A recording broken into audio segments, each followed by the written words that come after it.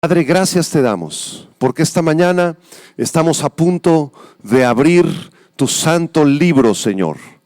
Tu libro maravilloso que nos muestra el pasado, el presente y el futuro, Señor. Te pedimos que tu Espíritu Santo sea nuestro maestro, que nos dirija a toda la verdad y que tú hables a los corazones profundamente, Señor. Y cualquier persona que no te conozca en esta mañana pueda entregarse a ti, Señor. Pueda ser escogido por ti, Señor, y salvado por ti, Señor. Te lo pedimos en el nombre maravilloso de Jesús. Amén. Amén. Puede tomar su lugar. Muchas gracias. Esta mañana he preparado un tema muy interesante que se titula La caída del Imperio Americano. La caída del Imperio Americano. La noche del pasado miércoles 9 de noviembre, el mundo fue sacudido por la noticia de que el candidato republicano Donald Trump se encontraba muy por encima en cuanto a los votos electorales, ganando las elecciones presidenciales de los Estados Unidos de América sobre la candidata demócrata Hillary Clinton. Aunque la candidata Clinton obtuvo casi 400,000 votos más que Donald Trump, perdió las elecciones. ¿Cómo es posible? Si más americanos votaron por ella, bueno, esto es así porque en los Estados Unidos no se elige al presidente mediante el voto popular, como aquí en México, sino que tienen un sistema que a través del voto electoral se elige al presidente. Y de esta manera, Trump obtuvo 290 votos electorales, mientras que Hillary obtuvo solamente 232 votos electorales. Esta noticia sorprendió al mundo entero. Para millones de personas, esto fue una mala noticia, especialmente para México y los mexicanos, ya que el señor Trump ha hecho declaraciones ofensivas en contra de este país. Su propuesta de construir un muro y de deportar a millones de compatriotas que se ganan la vida de forma honesta en aquel país ha sido causa de una fuertísima discusión. En unas pocas horas después de la noticia de que Trump ganó las elecciones, los mercados del mundo se tambalearon. Los tipos de cambio alrededor del globo enloquecieron y la moneda mexicana se ha devaluado en estos 4 o 5 días en más de un 10%. Estamos viviendo un tiempo en el que las bolsas de valores se tambalean, la política internacional se complica, la situación de los migrantes se desfigura y la paz mundial está en peligro. Es un tiempo en donde los países más ricos del mundo se están cerrando para multiplicar sus riquezas, al costo de que los países más pobres sean cada vez mucho más pobres hasta llevarlos a la miseria. Y en medio de esta incertidumbre, amados hermanos, quiero compartirles que hay un pequeñísimo grupo de habitantes del planeta Tierra que ven las cosas de un modo muy diferente. Ellos se encuentran en todas las naciones del mundo, son de todas las nacionalidades, de todos los colores, pero comparten una misma esperanza. Ellos saben que su seguridad no proviene del resultado de una elección. Ellos entienden que su paz no depende de la caída de la bolsa de valores ni de la devaluación de su moneda. Ellos están seguros de que su futuro está en buenas manos. Ellos creen que llegarán a la meta de sus vidas y saben que su nacionalidad no está en este mundo, sino que está en los cielos. Ellos son la iglesia de Jesucristo, el Rey de Reyes y Señor de Señores. Ellos son los comprados a precio de sangre, los redimidos por el Rey de la tierra, por el Creador del universo. Ellos saben que Dios los sustentará, que Dios los guiará, que Dios proveerá para cada una de sus necesidades en medio de la crisis. Solamente los cristianos tenemos la luz del Señor para poder interpretar los acontecimientos económicos y políticos que tienen al mundo de cabeza. Con esta certeza, aún resuenan en nuestros corazones las palabras del gran profeta Yeshayahu, Isaías, hablando a la nación de Israel en el capítulo 43, versículo del 1 al 4, en donde el gran profeta escribió estas palabras. Ahora así dice el Eterno, creador tuyo, oh Jacob, y formador tuyo, oh Israel. No temas, porque yo te redimí. Te puse nombre, mío eres tú. Cuando pases por las aguas, yo estaré contigo. Y si por los ríos, no te anegarán. Cuando pases por el fuego, no te quemarás, ni la llama arderá en ti, porque yo, el Eterno, Dios tuyo, el Santo de Israel, yo soy tu Salvador. A Egipto he dado por tu rescate, a Etiopía y a Seba por ti, porque a mis ojos fuiste de gran estima, fuiste honorable, y yo te amé. Daré pues hombres por ti y naciones por tu vida. También recordamos las palabras del gran apóstol Pablo, escribiendo a los corintios en medio de la angustia, de la necesidad y de la crisis política.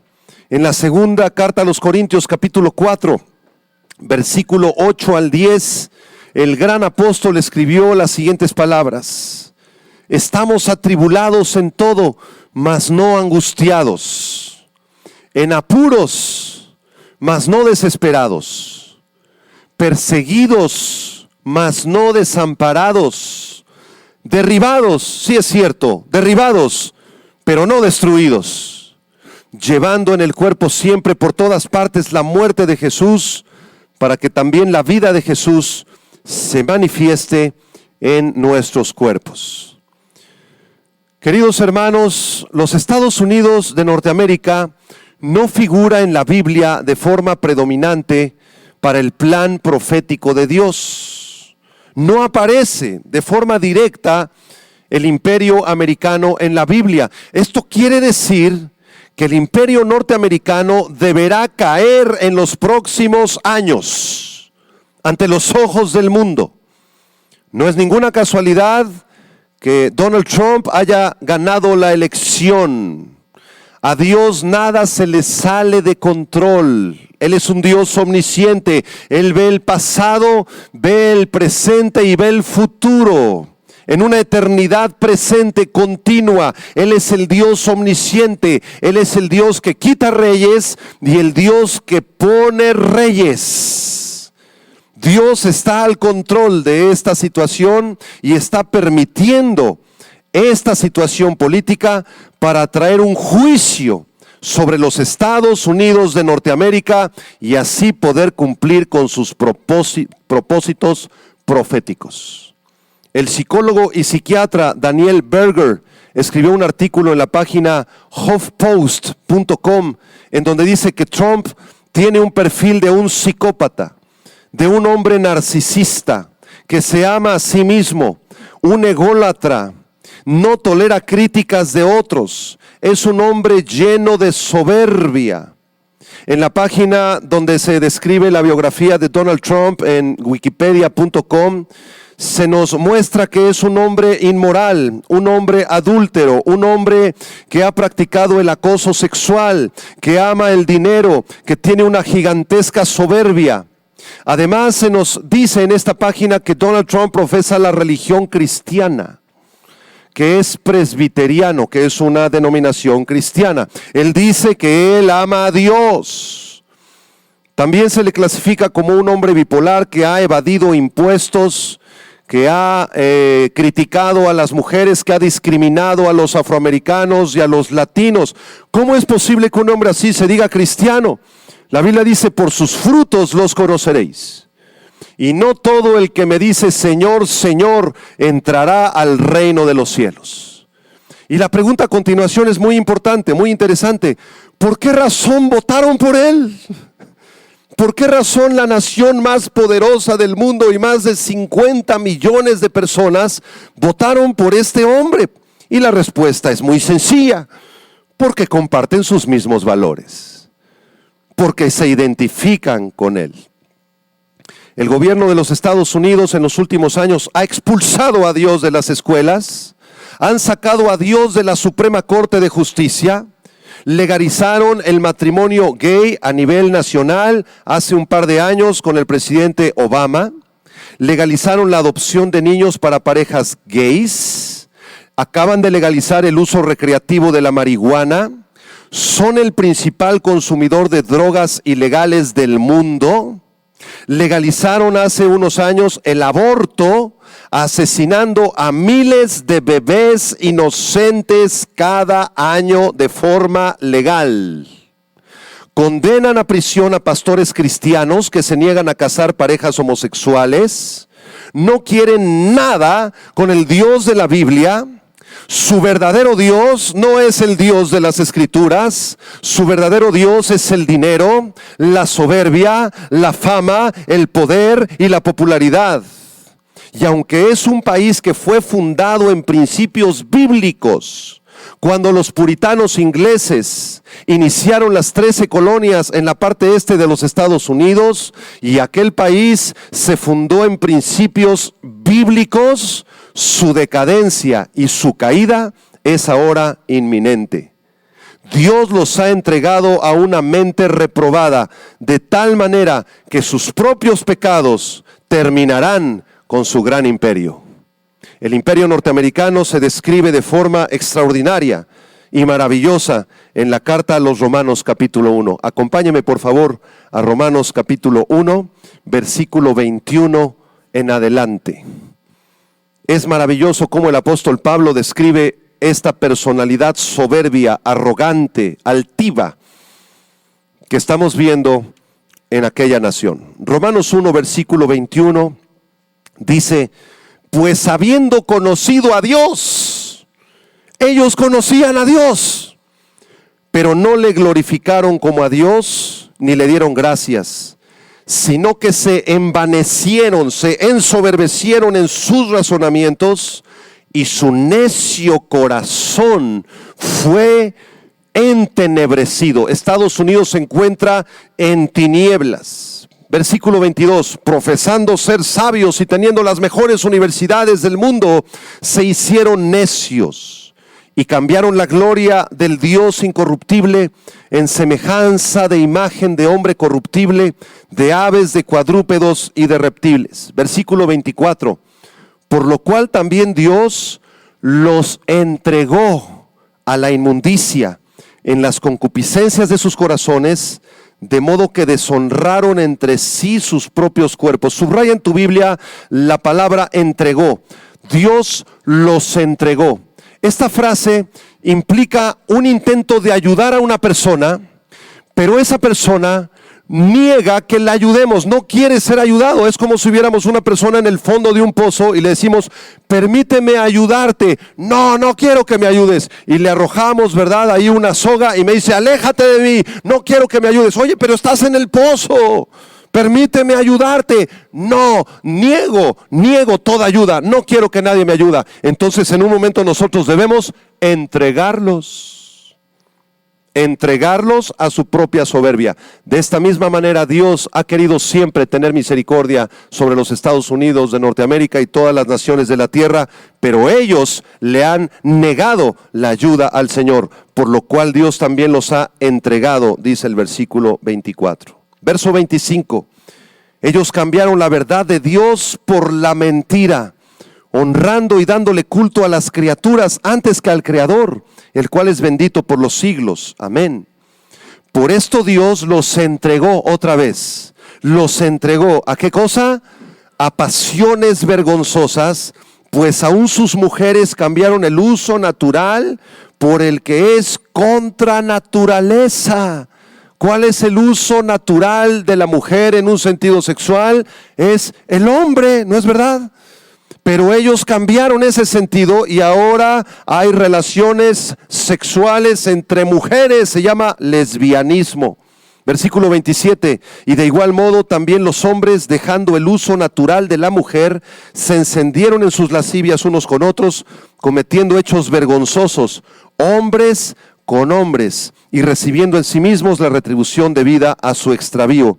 Y como ellos no aprobaron tener en cuenta a Dios, Dios los entregó otra vez, los entregó a una mente que está reprobada para hacer cosas que no convienen. Y a partir del verso 29 se nos describe la situación moral de Estados Unidos y del mundo entero. Léanlo conmigo. Dice: están atestados de toda injusticia, fornicación, perversidad, avaricia, maldad.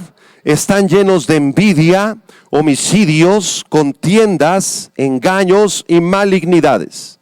Son murmuradores, detractores, aborrecedores de Dios, injuriosos, soberbios, altivos, inventores de males, desobedientes a los padres, necios, desleales, sin afecto natural, implacables, sin misericordia, quienes habiendo entendido el juicio de Dios, que los que practican tales cosas son dignos de muerte. Y no solo las hacen, sino también que se complacen con los que las practican. ¿No es verdad que estos versículos describen a perfección el carácter de este hombre? Y de un país que se encuentra en la decadencia moral, espiritual y económica también.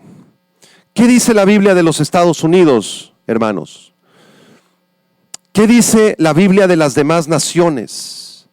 ¿Cómo terminará esta era que estamos viviendo? ¿Qué ocurrirá al final de los tiempos? La Biblia nos lo muestra con absoluta claridad.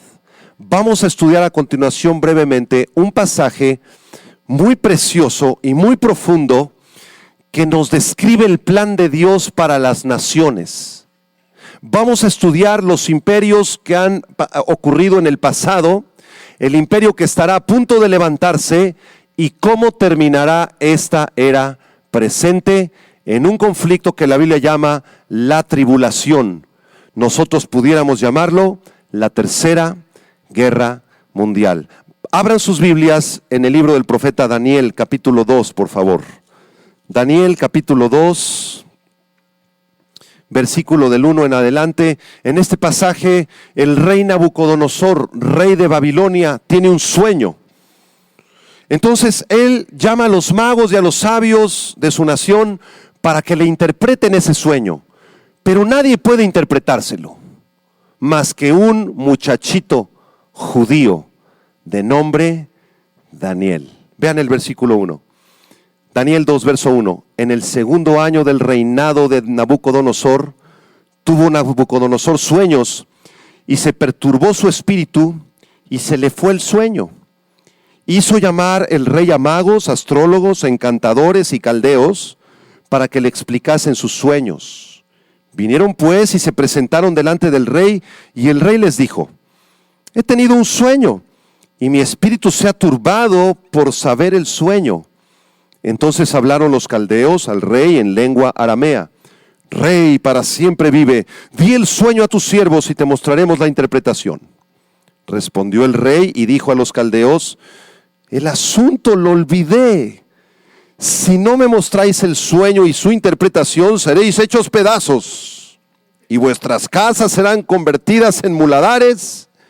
Pero si me mostráis el sueño y su interpretación, recibiréis de mí dones y favores y gran honra. Díganme pues el sueño y su interpretación. Estos astrólogos y magos se acercaron con Nabucodonosor más adelante y le dijeron: querido rey, es imposible que nosotros interpretemos el sueño si no nos dices primero el sueño.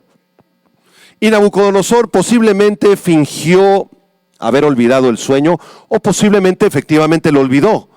El caso es que nadie pudo interpretarle el sueño y mandó matar a todos los adivinos, encantadores y caldeos, porque nadie pudo interpretarle su sueño al rey. Sin embargo, se levantó de entre ellos un muchachito judío que tenía su confianza puesta en el Dios Todopoderoso. Y vino delante del rey y le dijo: yo tengo la interpretación del sueño. Te voy a decir claramente cuál fue tu sueño y qué es lo que significa. Vean el versículo 31, por favor. Daniel 2, verso 31. Es Daniel el que está hablando y dice: tú, oh rey, veías, y he aquí una gran imagen. Esta imagen, que era muy grande y cuya gloria era muy sublime, estaba en pie delante de ti y su aspecto era terrible. La cabeza de esta imagen era de oro fino, su pecho y sus brazos de plata, su vientre y sus muslos de bronce, sus piernas de hierro y sus pies en parte de hierro y en parte de barro cocido.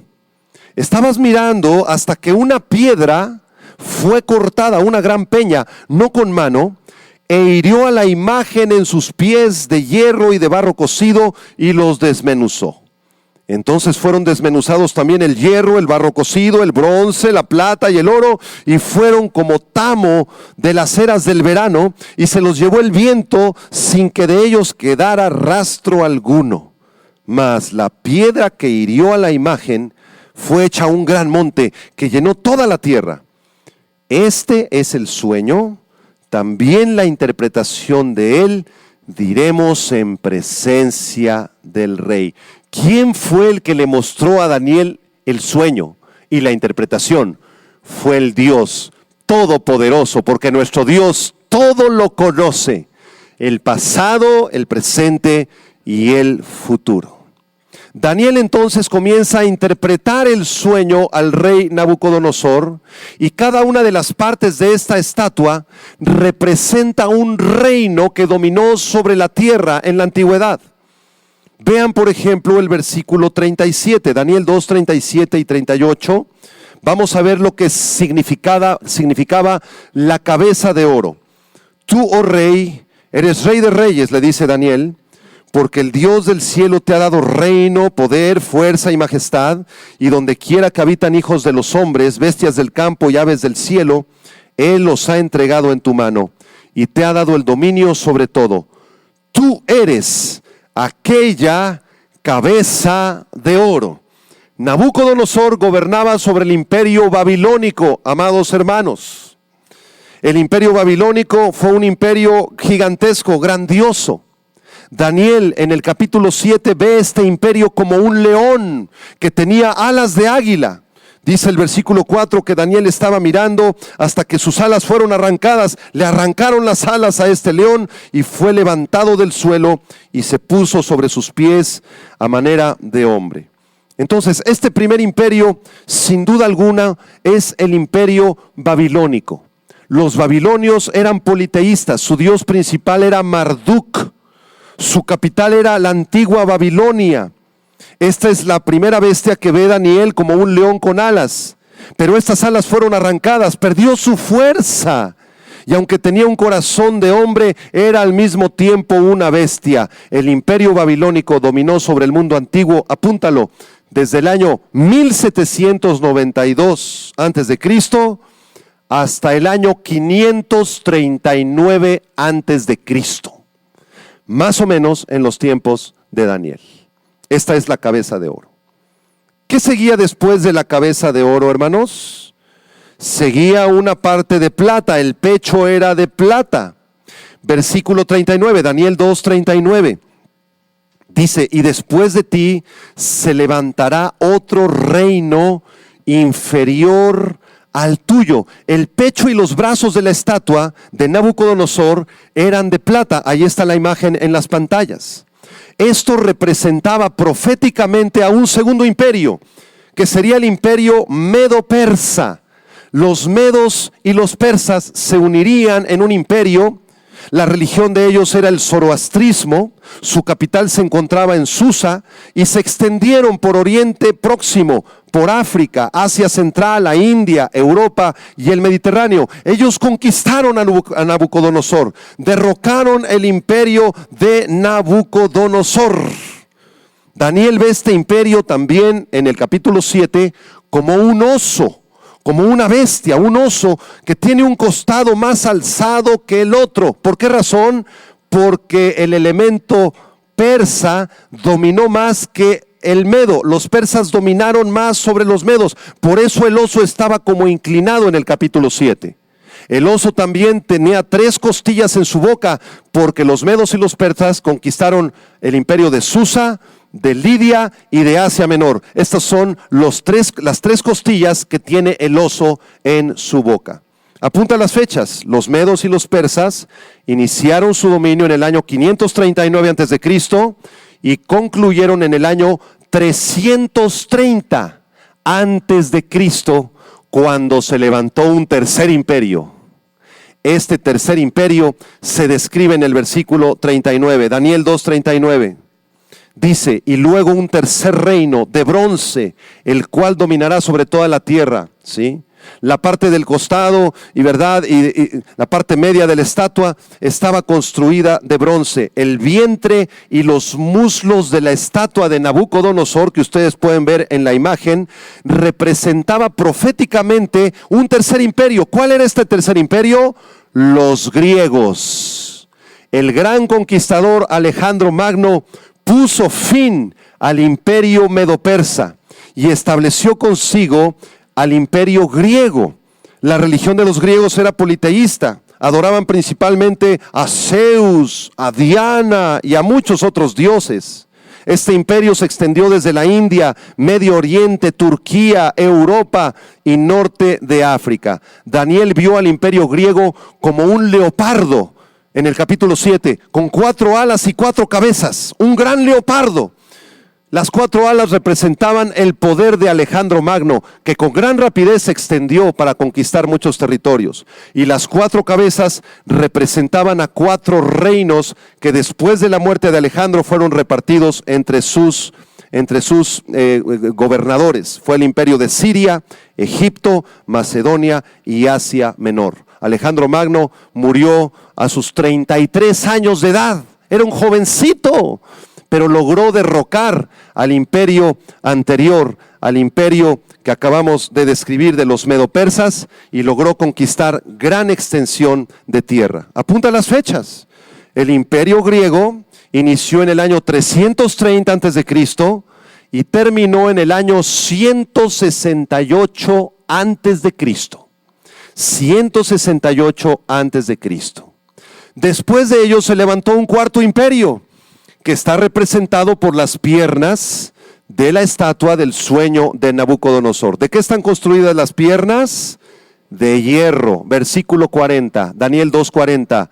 El cuarto reino será fuerte como hierro, y como el hierro desmenuza y rompe todas las cosas, desmenuzará y quebrantará todo.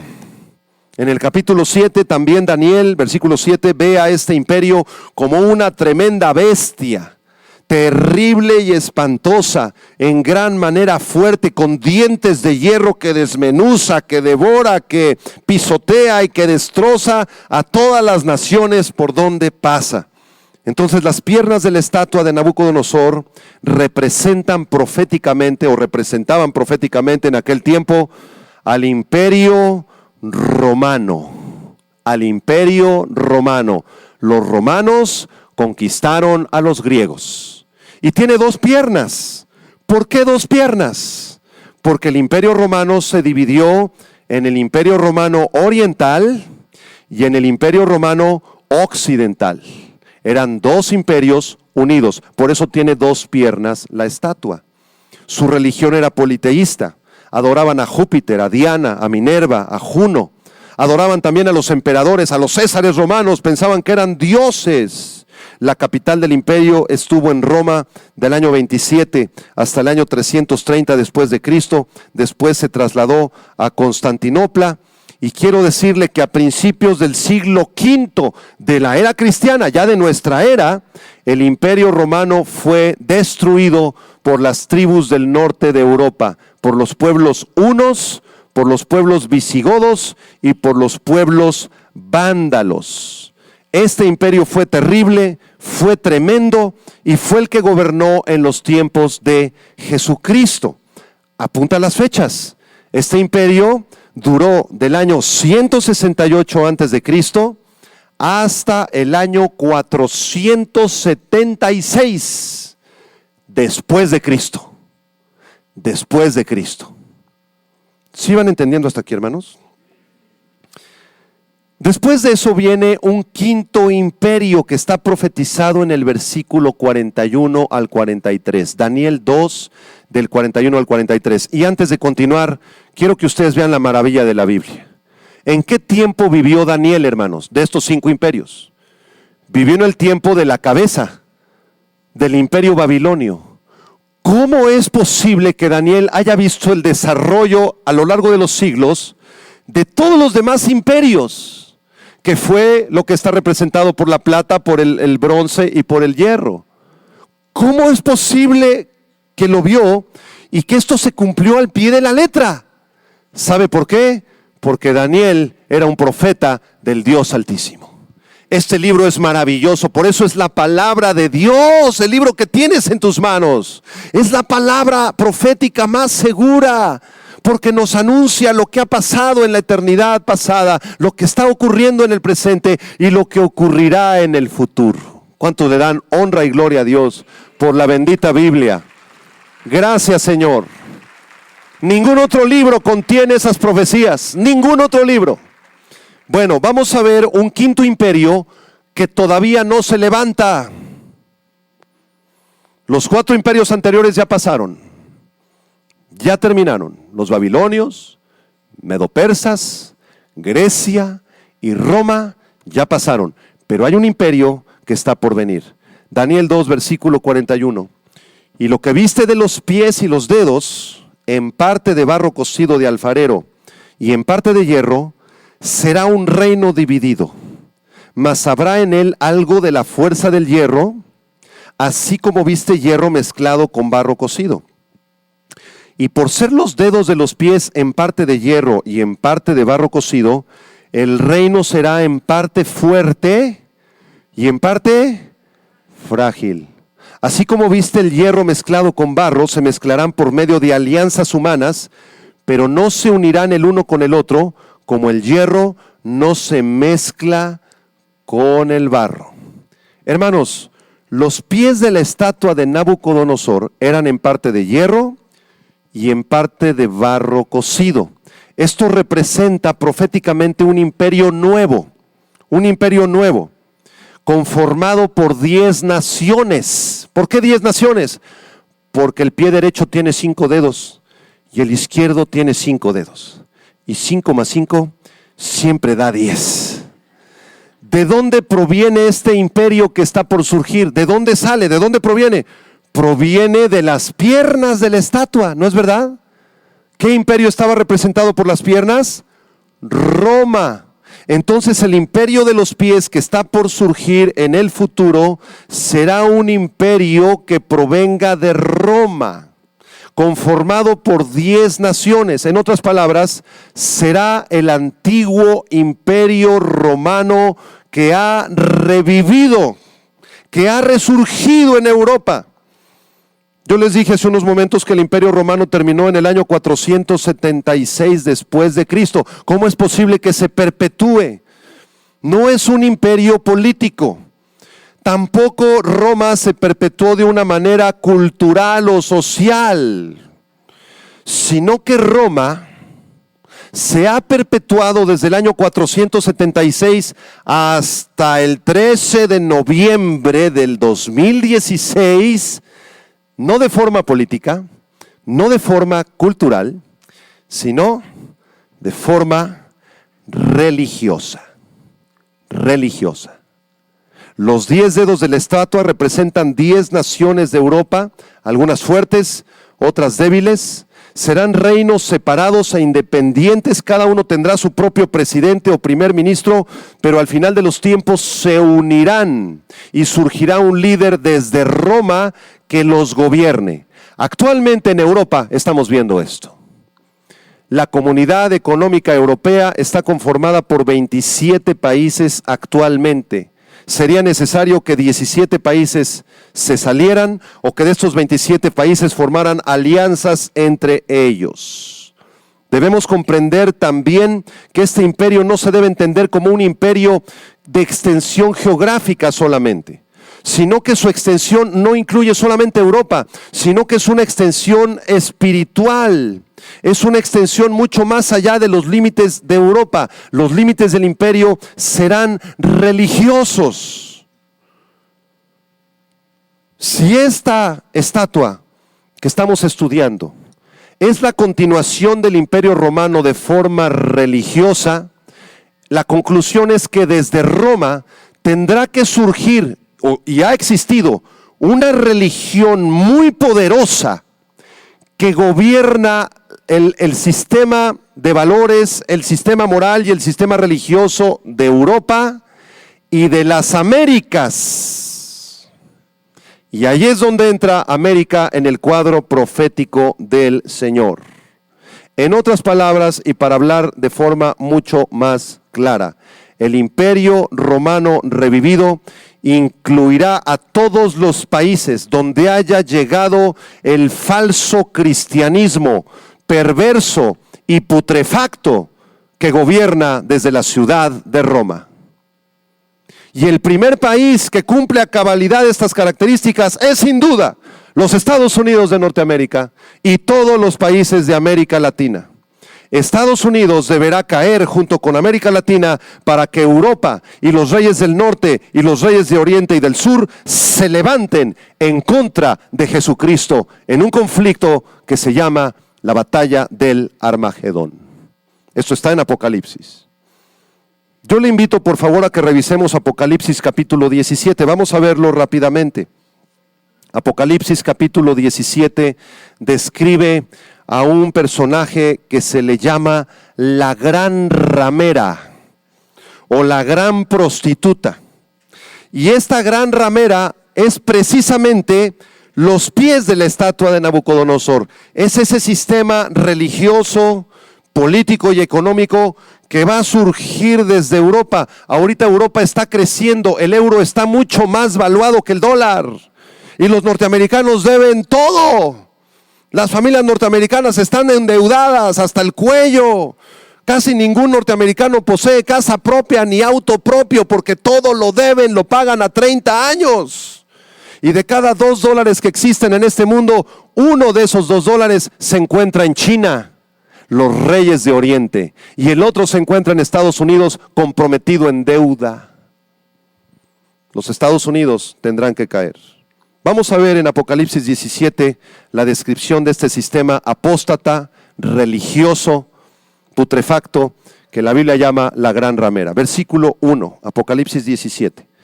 Vino entonces uno de los 7 ángeles que tenían las 7 copas y habló conmigo diciéndome, ven acá y te mostraré la sentencia ¿contra quién? Contra la gran ramera, la que está sentada sobre muchas aguas. Las aguas en Apocalipsis representan naciones. Roma está gobernando sobre muchas naciones, sobre muchos pueblos. Versículo 2. Con la cual han fornicado los reyes de la tierra y los moradores de la tierra se han embriagado con el vino de su fornicación. Y me llevó en el espíritu al desierto y vi a una mujer sentada sobre una bestia escarlata llena de nombres de blasfemia que tenía, ¿cuántas cabezas? 7 cabezas y 10 cuernos. Esta mujer está montada sobre una bestia de color escarlata. Esta bestia representa a un personaje que gobernará sobre esas 10 naciones. Ese personaje se llama el Anticristo.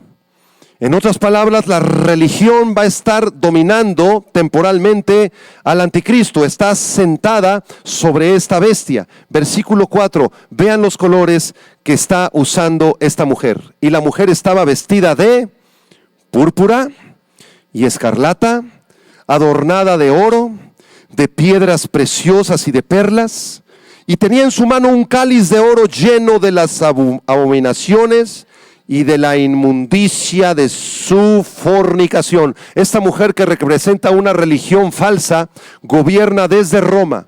Está vestida de púrpura y escarlata. Es muy rica, es una religión tremendamente millonaria, adornada de piedras preciosas y de perlas, y que durante sus ritos levantan un cáliz de oro lleno de las abominaciones de su fornicación.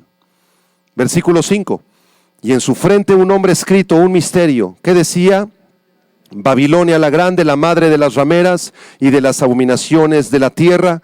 Vi a la mujer ebria de la sangre de los santos y de la sangre de los mártires de Jesús, y cuando la vi quedé asombrado con gran asombro. Durante la tercera guerra mundial, amados hermanos, que viene pronto, durante la tribulación, este sistema religioso político unido al anticristo va a comenzar a perseguir a aquellos que le entreguen su vida a Jesús, y los va a asesinar, tal como lo hizo Roma durante muchos siglos.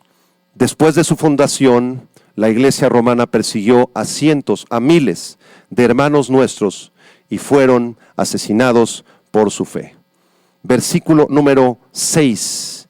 Vi a la mujer ebria de la sangre de los santos. Versículo 7. Y el ángel me dijo: ¿por qué te asombras? Yo te diré el misterio de la mujer y de la bestia que la trae, la cual tiene las 7 cabezas y los 10 cuernos. La bestia que has visto, que es el anticristo, era y no es, y está para subir del abismo e ir a la perdición, y los moradores de la tierra, aquellos cuyos nombres no están escritos desde la fundación del mundo en el libro de la vida, se asombraron viendo la bestia que era y no es y será. ¿Qué quiere decir eso? La bestia es el anticristo, y dice Juan aquí que era, pero que no es y que será. Quiero decirle que el libro de Apocalipsis profetiza que el anticristo va a fingir una resurrección. Va a haber un atentado contra este líder mundial que va a predicar la religión de Roma y el ecumenismo. Va a unir a todas las religiones, judíos, católicos, protestantes, ateos, musulmanes, en una sola religión, y va a gobernar sobre ellos. Y en un momento va a sufrir un atentado posiblemente falso o programado por él mismo, y en las noticias del mundo va a salir: el anticristo, nuestro gran líder, el que ha traído paz al mundo, ha muerto. A los pocos minutos va a salir otra noticia: nuestro gran líder ha resucitado. ¿A quién está imitando el anticristo? A nuestro Señor Jesús, porque lo odia y le tiene una profunda envidia en su corazón. Versículo 9. Esto para la mente que tenga sabiduría. Las 7 cabezas son 7 montes sobre los cuales se sienta la mujer. ¿Usted sabe cuál es la única ciudad que tiene 7 montes? La ciudad de Roma. Versículo 10. Y son 7 reyes. 5 de ellos han caído. Se refiere a los imperios de Egipto, Asiria, Babilonia, Medo-Persa y Grecia. Estos 5 habían dejado de existir. Después dice: uno es. ¿Cuál era el imperio que gobernaba en los tiempos de Juan? Roma.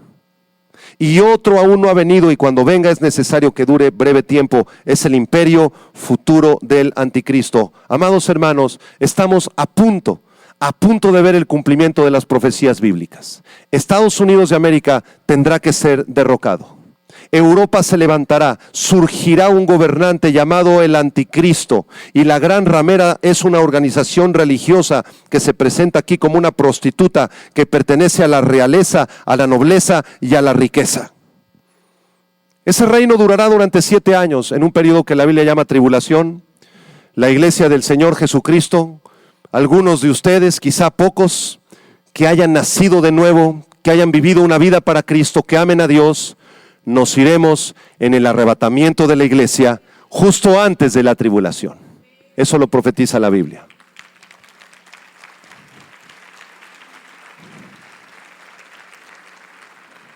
Pero muchos que jugaron con el cristianismo, que tomaron el cristianismo como una religión, como un club social, como un lugar bonito para venir a escuchar música bonita y que jamás diste fruto, nunca tomaste a Cristo en serio, seguiste en tus pecados, seguiste en tu maldad, tú te quedarás entonces a la tribulación y serás perseguido brutalmente por la gran ramera.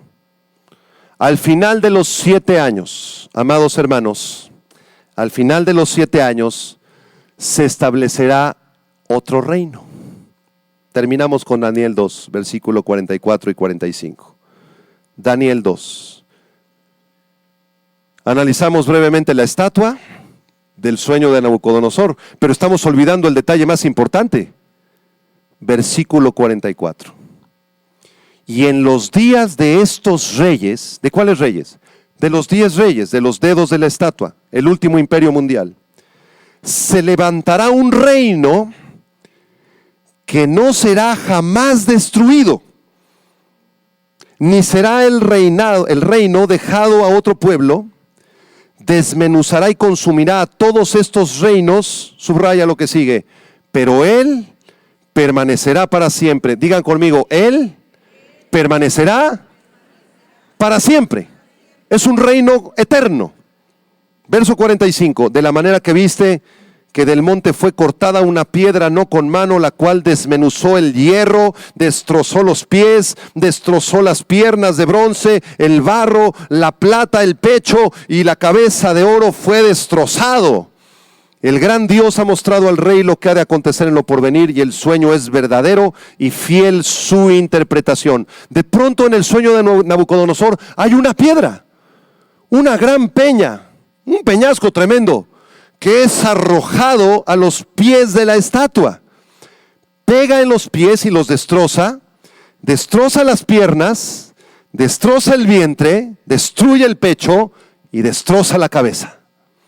En sentido profético, esta piedra cortada no con mano representa al Rey de Reyes y Señor de Señores, Jesucristo, el Hijo de Dios. Él es esa piedra, no cortada con mano. El monte que se instala en vez de esa estatua representa el gobierno de Dios, que todo lo trasciende, que todo lo domina, que gobierna sobre todas las potencias terrenales que son débiles. Es el reino de Jesucristo que durará 1000 años aquí en esta tierra. Así que no te preocupes si quedó Donald Trump. No te preocupes si el peso se devalúa a 3000%. No te preocupes si tu negocio fracasa por efectos del dólar. Porque tu vida no depende de los gobernantes de la tierra. Nuestro Rey y Señor es mucho más alto que cualquier gobernante de la tierra. Él es el que gobierna sobre ellos, Él es el que los quita y el que los pone. Nuestra vida depende de Jesucristo. Y Él prometió darte sustento y abrigo. Él prometió darte aire, darte agua, un lugar donde vivir. Teniendo sustento y abrigo, estemos contentos con eso, porque nuestra ciudadanía no es de esta tierra. Les hago una pregunta teológica muy sencilla. Si el reino de Babilonia se cumplió a la perfección tal como Daniel lo profetizó, si el reino medo-persa se cumplió a la perfección con las fechas que Daniel profetizó, si el reino griego y romano se cumplieron a la perfección tal como Daniel lo profetizó, ¿por qué no habríamos de esperar que se levantara de Europa una religión apóstata desde la ciudad de Roma y el Vaticano que quiera gobernar sobre todas las naciones, que le dé gloria a un hombre que usurpe el lugar de Jesucristo llamado el Anticristo? ¿Por qué no creerlo? Todo se está integrando, todo se está acomodando como piezas en un rompecabezas delante de nuestros propios ojos. Y si ese rey y ese anticristo se va a levantar y va a ser derrotado por Jesucristo, ¿por qué no creer que también Jesucristo regresará a esta tierra para gobernar sobre todas las naciones? En el reino milenial solamente estarán aquellos que son sus hijos, aquellos que son sus siervos, aquellos que estaban dispuestos a dar la vida por Jesús, aquellos que amaban a Dios con todo su corazón, con toda su alma y con todas sus fuerzas, aquellos que fueron obedientes a Dios, aquellos que nacieron de nuevo y aquellos de la nación de Israel que se arrepentirán también durante la tribulación. Todos ellos entraremos a un estado maravilloso en este planeta que se llama el milenio. El Rey de Reyes gobernará desde la ciudad de Jerusalén y en el milenio será un reino de paz, de gozo, de santidad, de consuelo, de justicia, de instrucción, de sanidad de los enfermos, de protección, de libertad, de trabajo, de adoración al Dios Todopoderoso. Dale un aplauso de gloria a Jesús. Gracias, Señor.